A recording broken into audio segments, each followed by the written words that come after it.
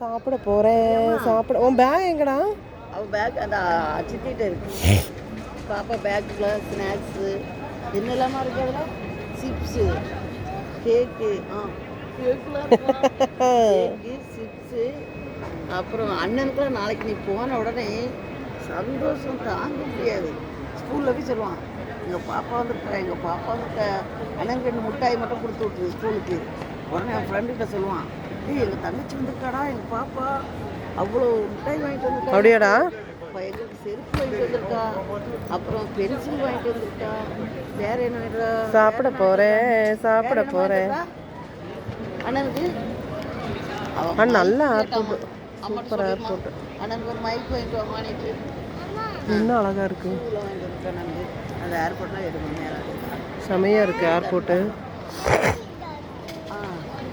Lunch box வாங்கவே இல்லைம்மா, அம்மா வாங்கியே தரல. ஸ்கூல் பேக் மட்டும் எடுத்து வந்துருக்காம்மா. எங்கே நம்ம ஆளுக்குலாம் ஆளையே காணும். அடுத்த சுற்று போயிட்டாங்களா இன்னும் தன்னான்னு கவலை. அப்படியா? இதா அவனு கவலை வளர்த்தியா? ஆமாம் ஆமாம். சித்தி அந்த அண்ணன் எட்டி பார்க்க போயிரு. எங்கள் பாப்பா எங்கள் தாத்தா காட்டா கட்டுறாங்க.